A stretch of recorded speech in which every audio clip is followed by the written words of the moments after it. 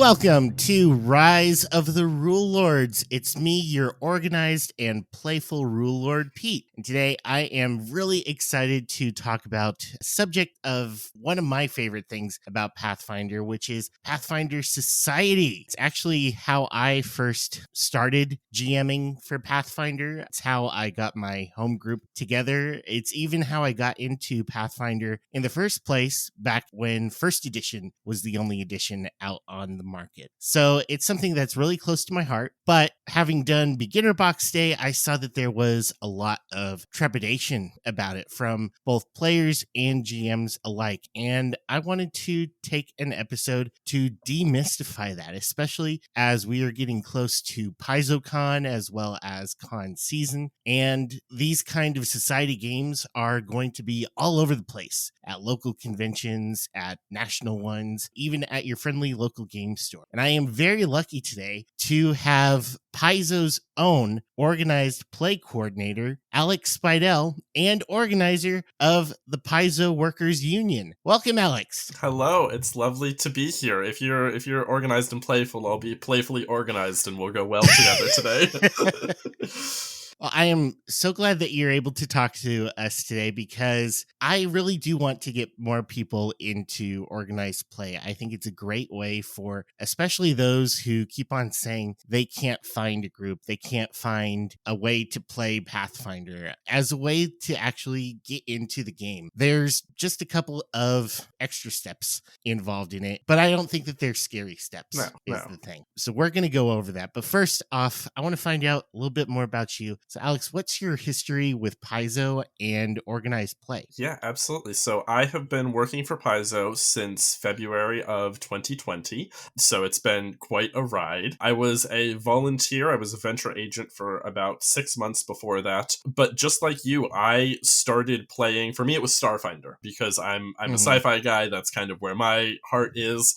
But organized play was how I got into this. Someone brought home the rulebook from Gen Con in 2017. When it came out, I said, that sounds really cool. I went to a demo event, and then I was all in. I went to our local convention. I went to Origins in Columbus the next year. I reached out to the local organizers and I said, hey, I would love to run Starfinder. I would love to make Starfinder happen here. How do I do that? And they set me up, and now here I am 4 or 5 years later as the organized play coordinator here, kind of doing the operational work of the program. I work with our developers who create the actual content that people play and who help me out with the rules. But my job is kind of the nitty gritty, getting people scenarios, coordinating events and conventions and things like that, and just doing those things to get the scenarios from a thing that is a PDF out into the world so that people can play them. And you're also the sanctioner. I am one of the people who works on our sanctioning process. I will not take sole responsibility, and indeed I rely very heavily on our developers. There are things that I know I'm good at and things that I know that I'm not, and game balance is not a thing that works well in my brain, so I'm very grateful for my coworkers who understand what a game balance looks like, our wonderful design team, our wonderful developers, who can take me by the hand and say, yes, this works, and no, this does not.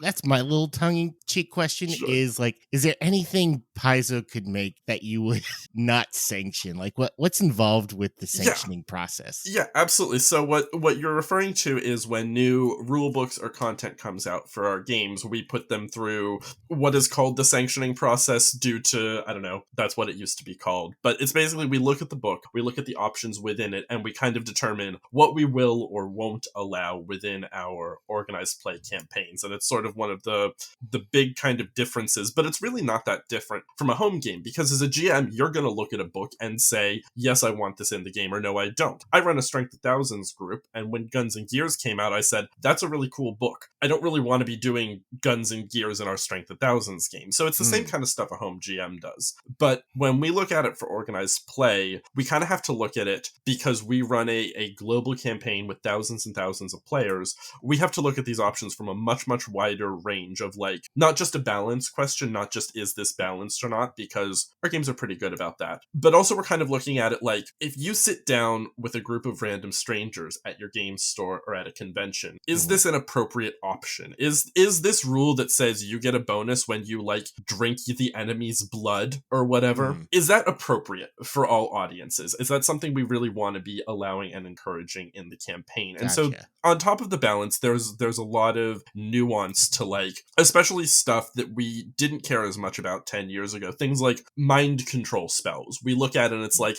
is this okay? Is this something we really want to be encouraging on top of just outright evil stuff? And we're very cognizant that our game is a game about combat fundamentally, right? That's a big part of the game, and we're not going to say, no, you can't have violence or these things, you can't have combat, you can't have conflict. But we have to look at, if I sit down with strangers, is this okay? If I'm sitting in a game store and playing and the table next to me is listening in on what we're doing, are they going to be alarmed by what they hear the Pathfinder right doing, you know? So it's a process, and we really do take care as much as possible to give people as many toys as possible. You do sometimes have to say, if this is the kind of thing that would be left up to GM adjudication, if this is the kind of thing that a GM would want to have a conversation with their players about, sometimes it's best for us to just kind of put the brakes on it, because it is a global campaign with thousands of players. So that's not too different from what the big card playing games do with like limiting card styles or deck options, it sounds like. Yeah, pretty much, you know, the same kind of thing that like Magic will do with the ban list or something. It's very rare, especially in second edition, that we'll have to like put the hammer on something for being like too good or affecting the metagame such as it is. But occasionally there are options that come through that it's like, this could have probably used another pass, we'll put the kibosh on that. And then the other thing is, because it's a living game, right? If errata comes out that brings that option back into line with the rest of the game, we'll say, great, you can have that now. Yeah. Sounds like fun. Have fun with it. So we're always looking at what changes the designers are making and making sure the game is in line with those. So you bring up errata, and I know that this is the question that everyone's going to be thinking about. You're a Paizo guy. Obviously, that means you can tell us every single thing about the remaster right now, right? Absolutely. Let me reveal all of the secret. No, truly, like, we're very excited about the remaster, and obviously we've got tons of questions about how is this going to affect Pathfinder society? What's going to happen to my characters? And if there's anything I want to use this as like a bullhorn for, it's the message that your characters will be fine. Please continue playing your characters. Please, like, assume you'll be able to continue playing your characters through and beyond the remaster. I have not seen the books yet. The books have not gone to the printers yet. So we're not ready to come out and say, like, this is definitely how we're going to handle this, because the books still aren't done. Things could change, and I don't want to say something that is later untrue. But as soon as the books are at a point where we can start reviewing them, and again, that's sort of part of the sanctioning process, right? But we're going to review them, and we are going to make the transition as easy as possible for everybody to make sure that all of your characters still work. If anything has to change, we will give you explicit guidance on how to do it. We're very cognizant of, like, the problems that can arise here. But do I have all of the answers yet? I do not. And I wish I did. I wish I could put out, like, this is exactly how it's going to work. This is what you will or won't have to rebuild. Like, I can't yet. Rest assured that we are going to take all of the time we need to review it and make sure that everything continues working, because we want you to keep playing your characters. We don't want to hideously disrupt things, and we're going to let you keep doing it. So even though there's going to be some changes, it sounds like Pathfinder Society that we're going to be talking about will largely work in the same way, both before and after the remaster. There'll just be changes that we're already anticipating. There won't be magic missile. It'll be something else. Sure, and that's the thing, is maybe your wizard will cast magic missile, or maybe they'll cast force missile, or whatever the heck we call it in the new game. But our goal is that whether your wizard was built 4 years ago when the game was released, or it's built a week after the remaster comes out, they can still play in the same game, right? Gotcha. Those rules still exist. If your wizard knows magic missile, our hope is that we're not going to have to tell you, no, you don't anymore. The goal is we're going to be able to say, yeah, you still know magic missile. That rule still exists. That's certainly the hope. That's certainly the goal, that we have to make as few changes as possible, because the worst thing we could do is just throw a whole upheaval at everything. Sure. So we've talked about Pathfinder Society, but haven't yet defined it. So what is Pathfinder Society, and how does it differ from what a game master or players would do just at their home table? Yeah, absolutely. Yeah, start with the 30,000 view there. So Pathfinder Society is our worldwide living campaign. We have thousands of players around the world playing campaigning in it. And there are two things that, like, I would say are the cornerstones of what Pathfinder Society is. First of all, as I said, it's a living campaign. Player actions influence what happens in the campaign. We have, when GMs report their scenarios back to us, they say, we played this game on this date and players earned this. We'll ask them questions like, did such and such NPC survive?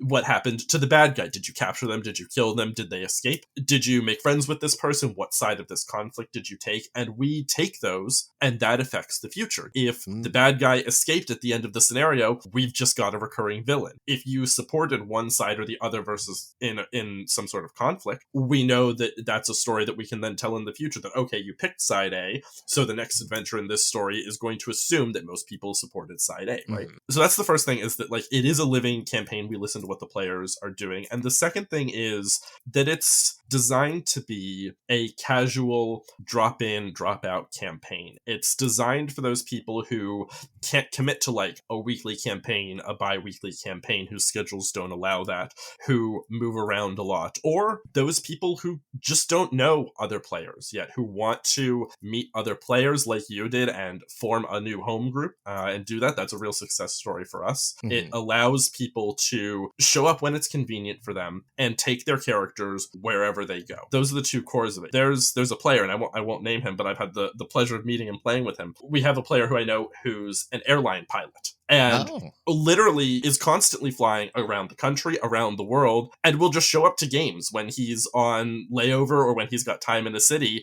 And I think he probably holds the record for, like, most different venues or most countries played in, because I know he's played in America, he's played in Australia. He'll hit me up sometimes and say, hey, are there people playing in Japan and, like, Hong Kong and, like, this other city that I've got a long stay over in? And he can do that, right? Because his job doesn't let him have a regular schedule, but because we've got locations around the world, he can just show up wherever with his character sheet and say, hey, can I play? And that, I think, is just really great about the program, that you can sort of play wherever you want and know that you're going to be playing with the same rules. And that's kind of, to go back to the sanctioning we talked about at the start, that's a lot of what goes into it, is, can we make sure that these rules are going to be interpreted by the same people in California and in Seattle and in New York and in London and right. Make sure that everyone's playing with the same rules, right? But beyond that, we have these scenarios are our main vehicle. They're self-contained 3 to 4 hour adventures. We've got shorter adventures as well. But beyond that, when you sit down at the table, the play experience isn't going to be all that different from when you are playing at home with an adventure path or with a homebrew thing. We give the GMs everything that they need. The rules are the rules. They are what they are. And so for players, they're not going to notice a ton of difference. They just get a 3 to 4 hour adventure.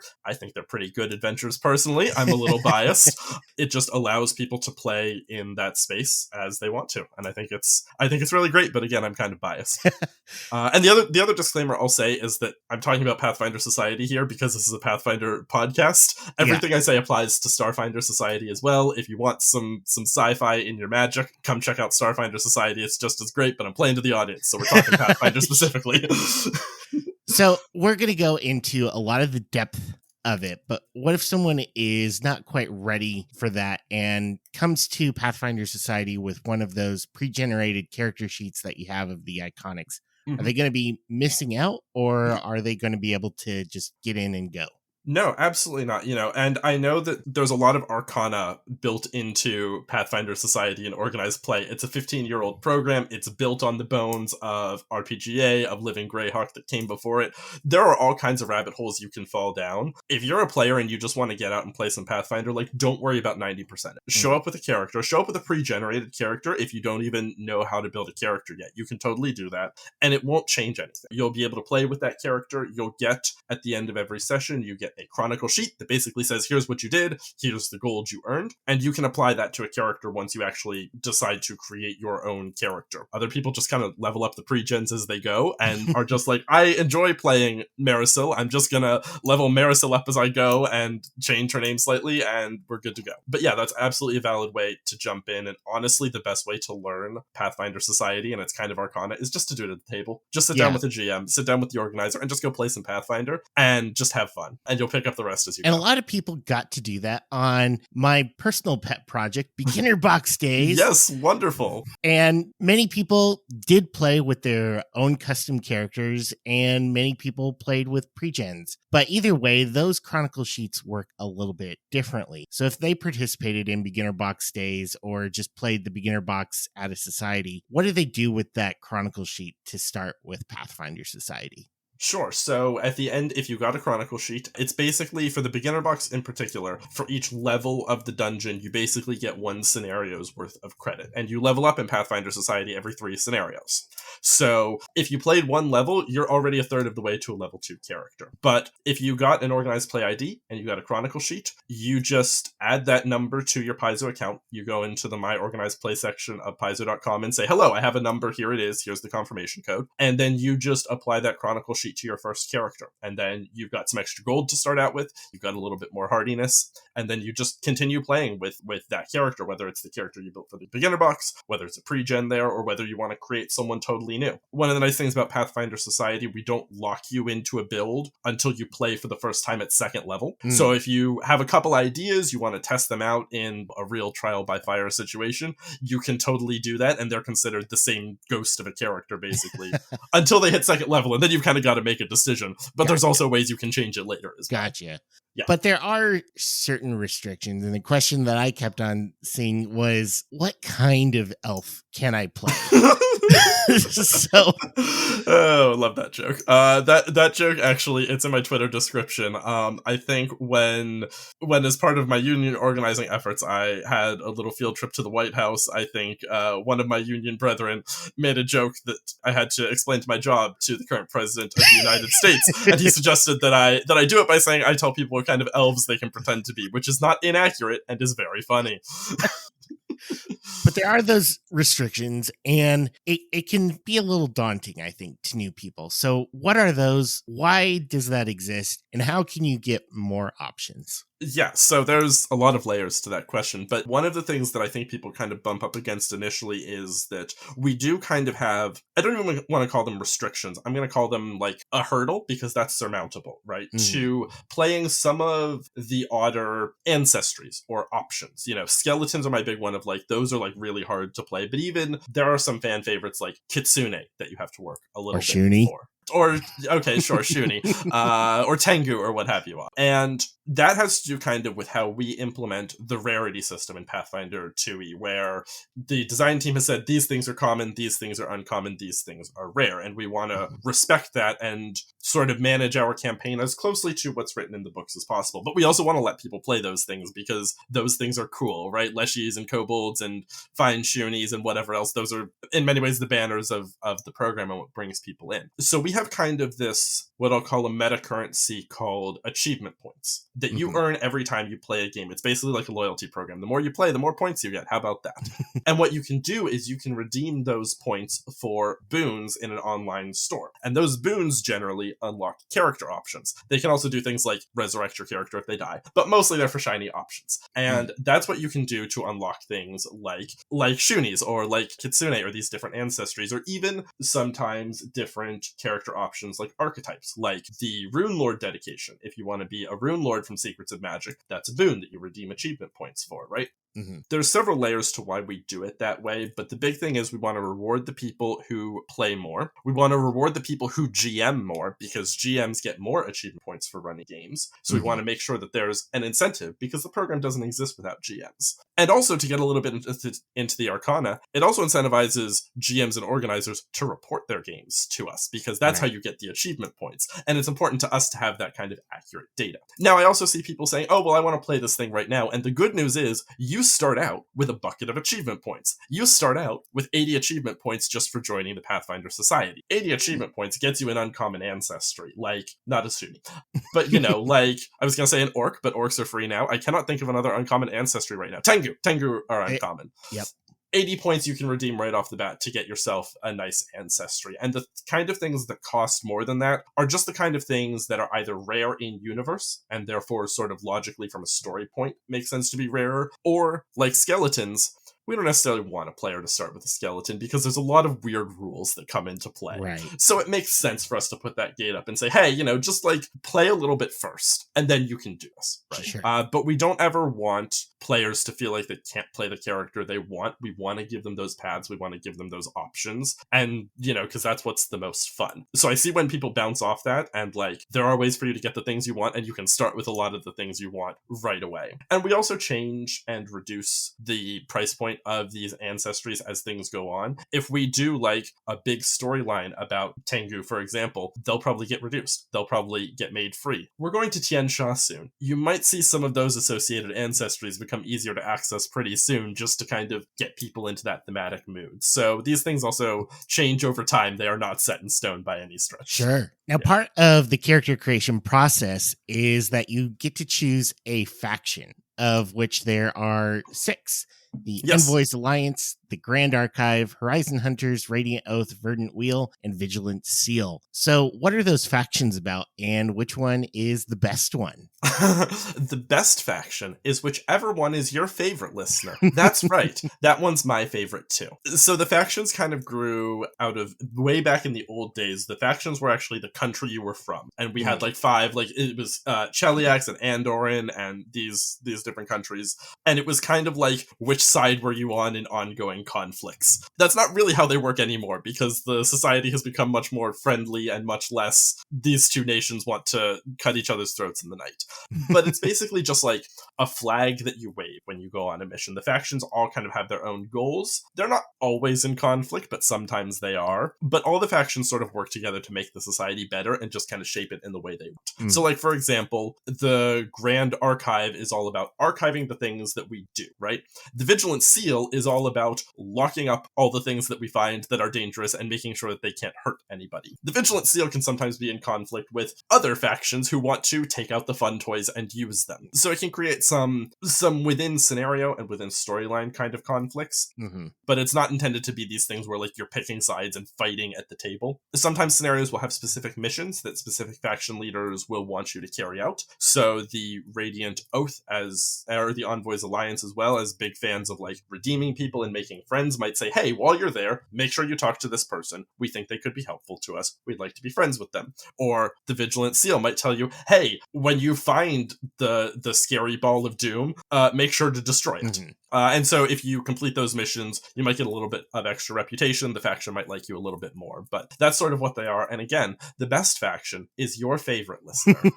So what do you do with the reputation once you've got it? Right. So the reputation is another thing that you earn at the end of a scenario and that gets tracked. And as you gain more reputation with the faction, it unlocks more boons that you can purchase. And oftentimes these are free. Sometimes these cost you a couple of points, but it's basically this faction really likes you. They might give you access to certain character options tied to that faction. They might just owe you a favor that you can call in for bonuses or things like that, but it's just another way to kind of immerse your character more into the world and kind of unlock more options. But again, if this is the kind of thing that you're like, that sounds like a lot, I don't want to deal with it, you don't have to. And none of the rewards are built so that like you're going to be underpowered if you don't engage with them. It's all kind of, you can opt into as much complexity as you want. So leveling up works a little bit differently, as you already alluded to. Instead of the typical 1,000 XP points if you go by XP, or I would always prefer milestone.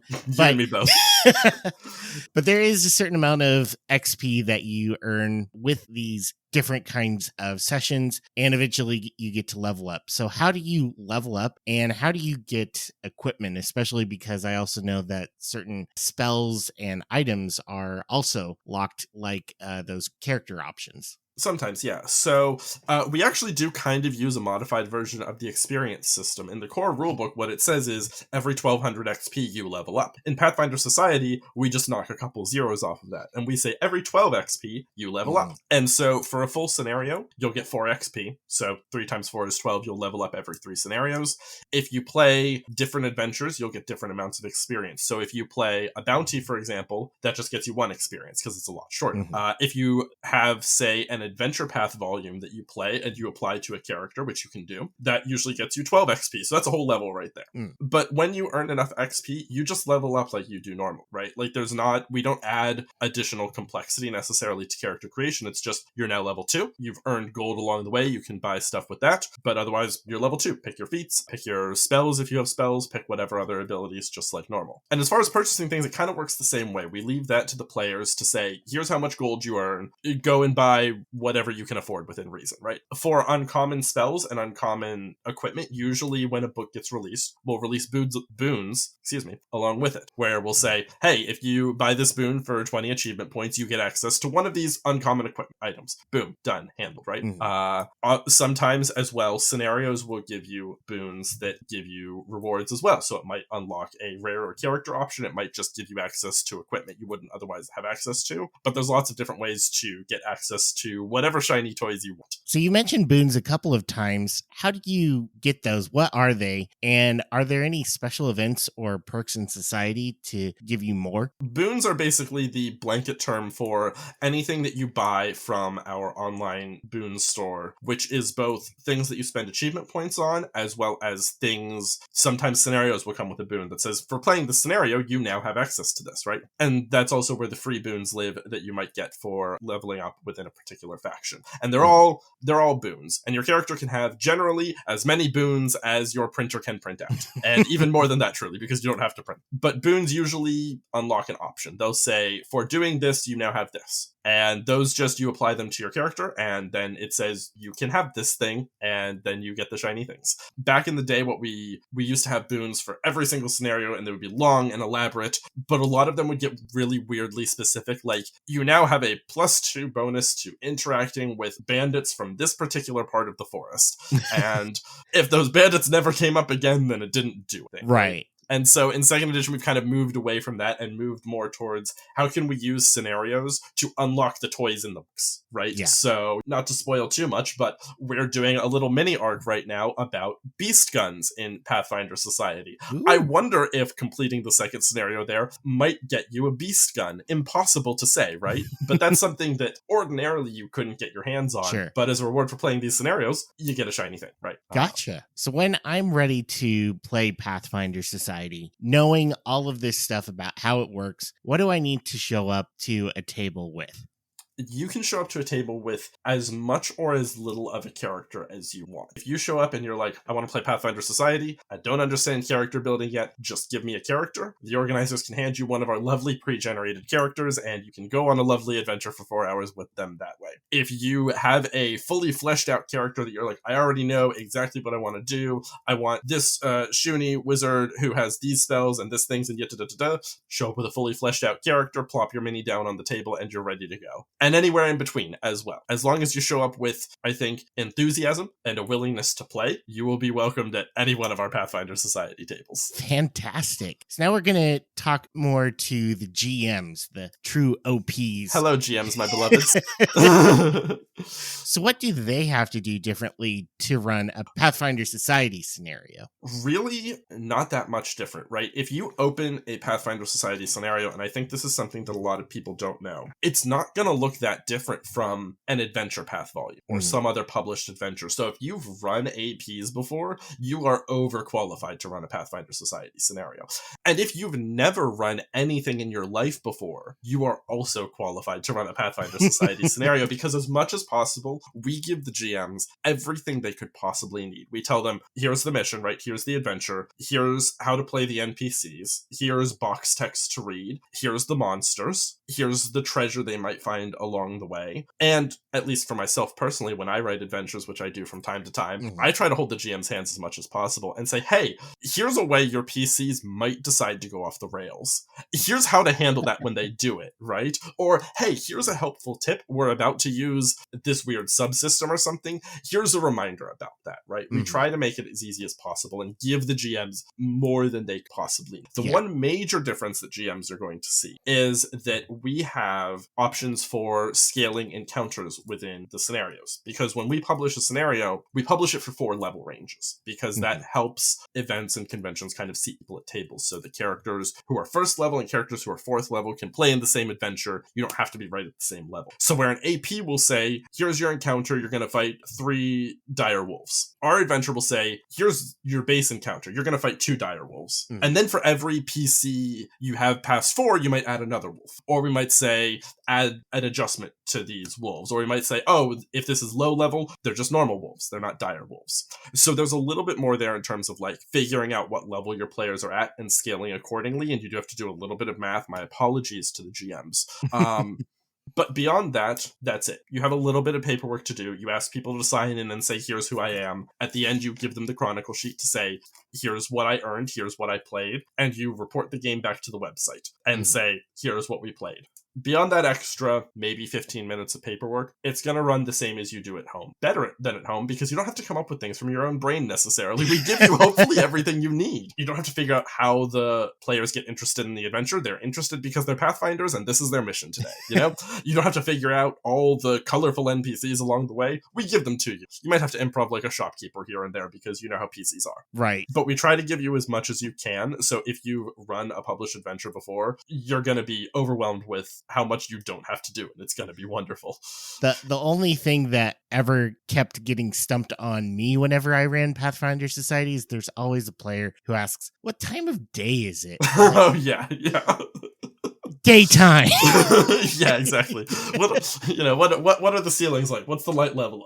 There's light and you can see, and the ceilings are high. Yeah.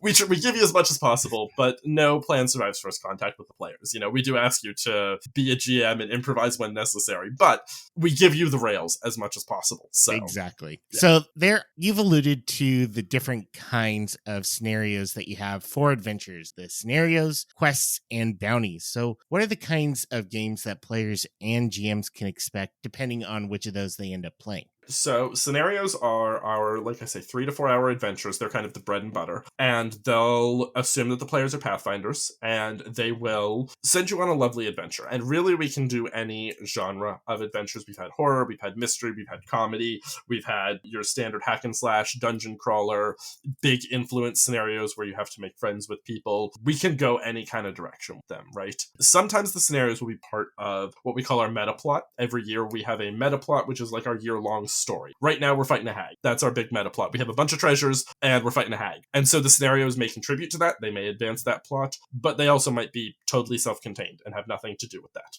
So those are our bread and butter. We've also got bounties, which are shorter adventures. They're usually about an hour long, maybe an hour and a half. They're for lower level characters right now. Most of them are level 1. Some of them we've released for level 3 characters as well. They don't assume necessarily that the characters are Pathfinders. They just assume that you're people who are looking for coin. So it might be something a Pathfinder does in their downtime, or you might just not be a Pathfinder at all. But you get hired to do a job. Go round up some dinosaurs. Go track down this missing person. Go find this treasure in a ship. Pretty simple, really easy to get into. If you're a new GM, I highly recommend starting with them. They give you like a quick skill challenge or maybe an NPC interaction and then a combat to run, and then you're done and you're out. We've also we've revived our quests line. We had quests way back at the start of Pathfinder Society 2nd edition, but we've revived them. Our new quests are 2-hour adventures. They're a little bit meatier. They do assume that your player characters are Pathfinders, but they're a way for us to have those smaller adventures. One of the things we're seeing as we emerge into 2023 and what the world looks like now is that a lot of game stores are closing earlier. They don't necessarily have time for a 4-hour scenario on a weeknight.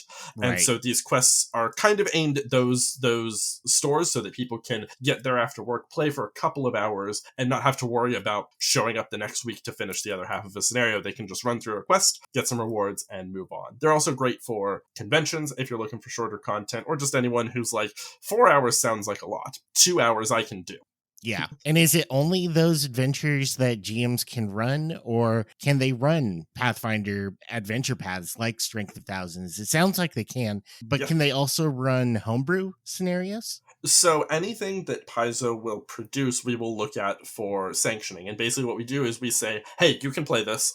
Generally, we do it in campaign mode. So it's basically follow whatever rules you want, take as long as you want. It's a little bit more freeform for the GMs because it's just easier that way. And at the end of this adventure, or maybe for an adventure path for each volume of the adventure, you get a chronicle sheet. And you give the players their chronicle sheets, and they can slap that credit onto a character of their choice, generally. Mhm. So it's a way to quickly level some characters up and get some credit. The beginner box that you ran for beginner box day is sanctioned that way, that you can slap the credit on whatever Pathfinder Society character you like. So it gives the GMs a little bit more freedom in those longer adventures. It encourages people to play those with their Pathfinder Society groups, or it just encourages you to, get some extra credit there. As far as homebrew or third-party stuff, that's not something that we generally sanction in the program because it would just take an incredible amount of our time to review every third-party program out there. We love the folks on Infinite. We love the people who produce third-party stuff, but there's so much of it out there that we just don't have the capacity to look at if it's as suitable for the campaign as the stuff we produce in-house. But Sure. oftentimes, these groups that form in Pathfinder Society will then go on and play adventure paths or play other campaigns, or someone's got a really cool homebrew idea and they can totally do that. Heck, these groups often move on to other games, things like Call of Cthulhu, Blades in the Dark, Everyday Heroes. And personally, I love that, right? I love seeing the community form, seeing people find their people, and just getting to go in game with them. Just finding their gaming group is the whole point of what we're doing. That's how my Fist of the Ruby Phoenix adventure was running Pathfinder Society at my friendly local game store, finding people that I meshed with, and then being like, hey, want to ditch these losers, go play something cool. Exactly. And that's the whole point of it, right? Yes, there are people who stick around with Pathfinder Society for a decade, and I love those people, right? We need those people to be GMs and organizers for the program, so I love them just as much, obviously. But if you play for a couple years and you find your people and you dip, that's a success story too, right? I love that. There's no wrong way to do it. So the trepidation that I saw from GMs from Beginner Box Day is the reporting. So what is involved with reporting, and is it all that scary? It's not, I promise.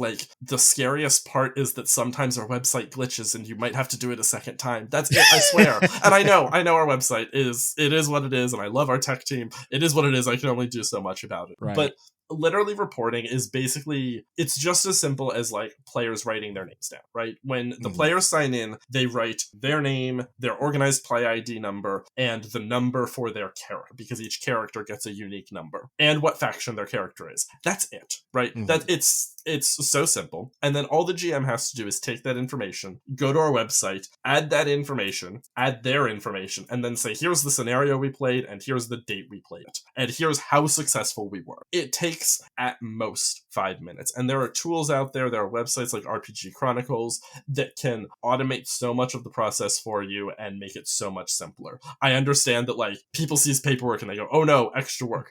It will take you 10 minutes, 15 at most, for the whole thing, for signing in, issuing chronicles, and reporting the games. And it's so important to us to know what people are playing. This is data that we really use. I compile the data every month on how many tables got run. We look at the data for the living campaign aspects to see how scenarios went, how adventures turned out, but also just for a look at the health of the community. If we're seeing a lot of low-level stuff and not a lot of high-level stuff being played, just as a random example, that tells us something about the kind of scenarios we should be producing. It tells us maybe we need more mid-levels to kind of get people up, or maybe it tells us we're not retaining those people. Something's bouncing off those people. They'll play a game or two and then they'll leave. How do we keep them around? So I know it can be a chore at times. I understand that not everybody loves doing spreadsheets and paperwork as much as I do, but it's so important for us because it really helps us keep our finger on the pulse of the game. And I will say, from my own personal experience, specifically with RPG Chronicles, they worked with us to set up the entire convention structure of Beginner Box Days. They have convention support if you are running your own big event, but even as a small event,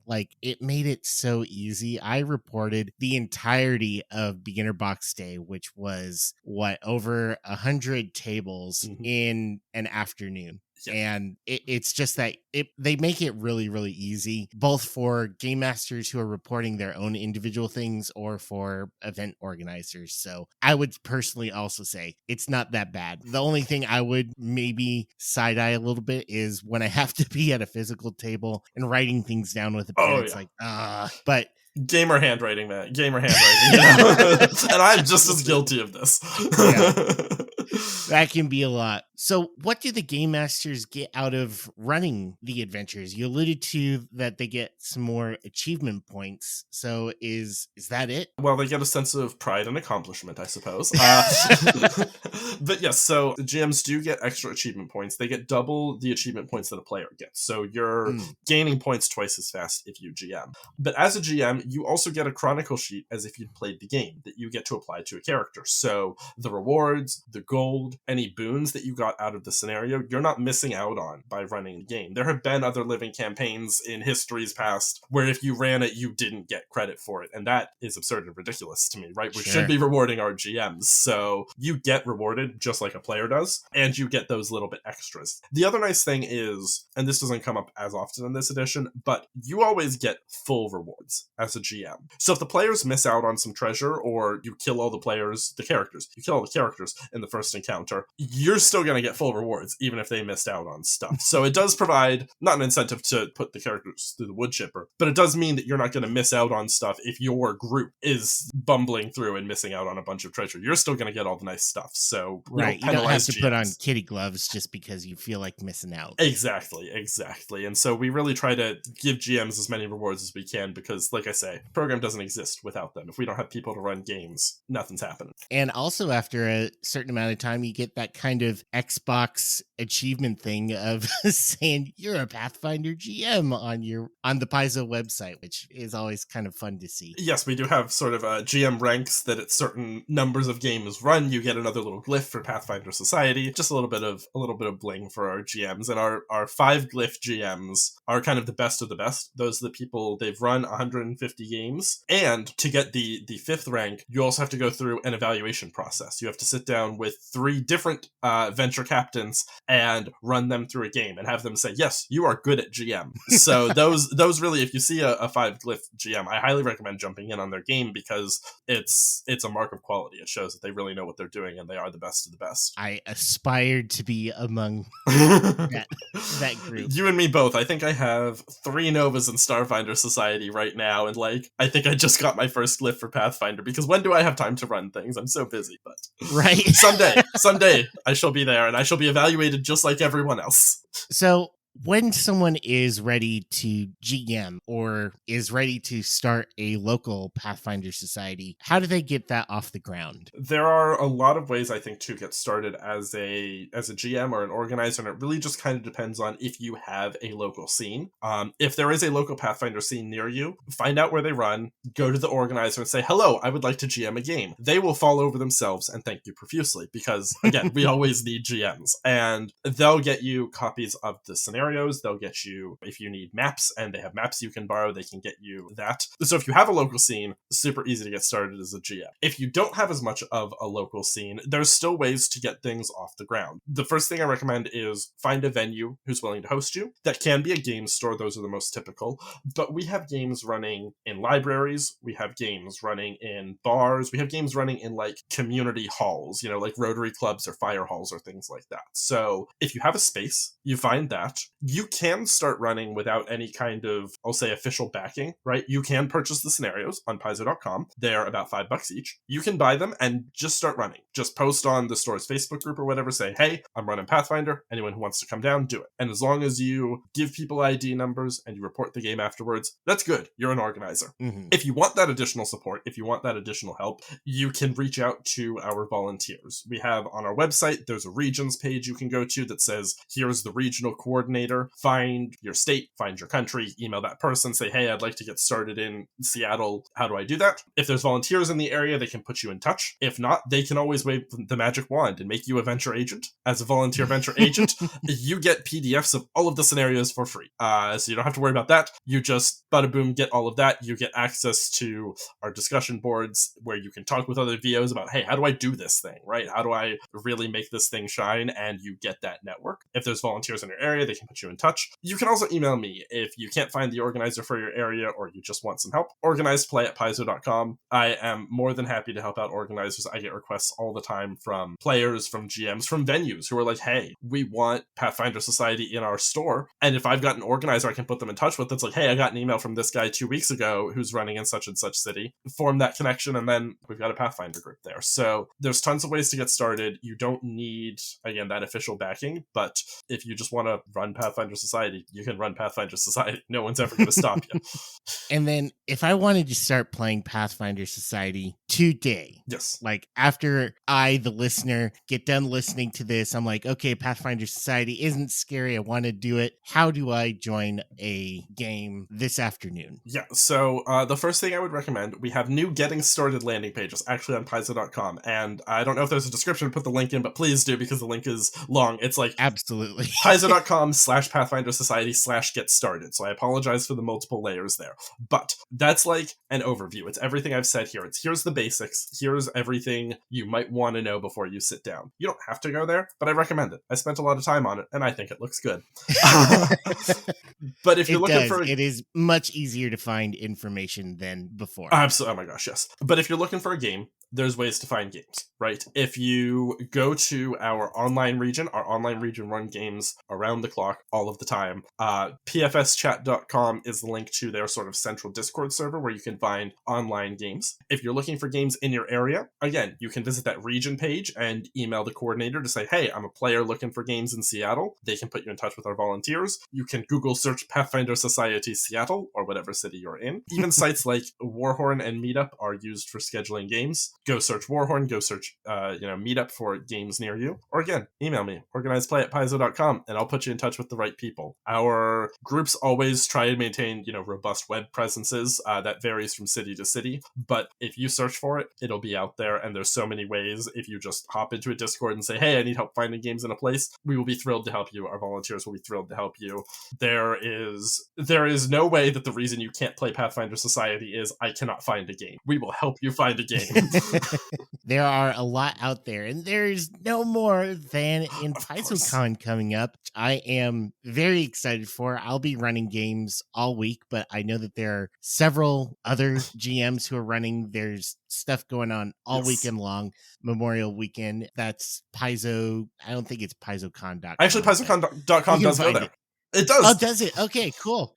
PaizoCon.com. Go there, find a game, try it out. It's not scary. It's really, really fun. I have always had a blast. When I was at PaizoCon last year, that was all that I wanted to do was Game Master for Pathfinder Society. A couple of my games fell through just because it was a light year by design. But when you get to play, there is nothing quite like meeting a lot of new people, a lot of new players who bring new stuff to a game that you don't get from your home. You kind of get used to how your players play and having like people bring in different energies, different styles of play. It's really, really fun. So if you're not already a game master, try game mastering. If you're not a player, I really suggest going and playing, and PaizoCon I think is probably one of the best places that you could start. Absolutely, yeah. PaizoCon, any of our low level games or 1 to 4 games in general are always suitable for new players, but especially at PaizoCon, we know we're going to have a lot of eyes on us. There's a lot of interest in Pathfinder all of a sudden for unknown reasons,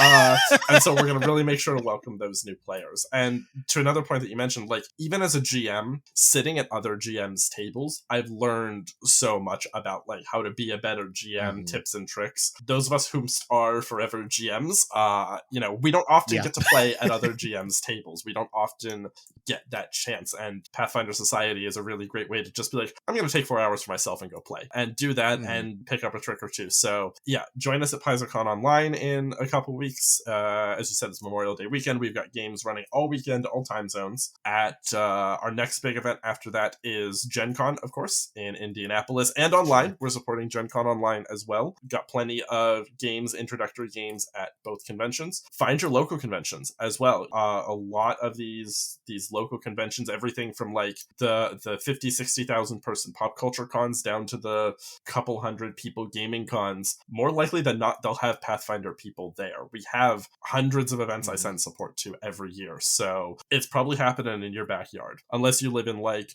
the middle of nowhere. The North Pole, I don't think, has games. I don't think we have games at the Antarctic Research Station, but I would like to. If there's any polar explorers and or astronauts listening to this podcast, talk to me. I want Pathfinder in space. I want Starfinder in space. Talk to me. Let's make something happen. And of course, even if you are, there's online options to play Pathfinder Society too. So always a way to play. Well, Alex, it has been such a treat having you on. I hope that you as a listener have gained this wisdom and now know that Pathfinder Society, it's not scary. It's a thing that you should try out, and I hope that you will. Alex, do you have any final pieces of advice for our listeners, and where can people find more of you? Yeah, well, if you would like to find more of me, you can find me on Twitter at Alex Speidel. I guess you can find me on Mastodon too. You can't find me on Blue Sky yet. But that's kind of my public social media presence. I have a couple of adventures that I've written I guess I should plug as well. I recently wrote Pathfinder Society 408, Battle for Stars Fate, where you meet a sad robot turtle, and I love them very much. And so does everyone else. I'm also releasing an upcoming Starfinder Society at Gen Con, an upcoming Starfinder Society scenario with my name on it. Tomorrow's Seekers, where you'll get to actually vote on the new first Seeker, but that's a whole nother conversation there. As far as final pieces of advice, like, I know I'm kind of beating the drum here, but like, just go out and play Pathfinder Society. I understand any reason why you might have trepidation, but I promise that if you sit at a table with us for a couple of hours, you'll have a lovely time, you'll have a great time, and you'll learn so much, and then it won't be scary anymore. And then you'll bring your friend next time, and it'll just it'll be a great time, and you'll have some lovely adventures. And if you need adventure recommendations, I'm always happy to draw.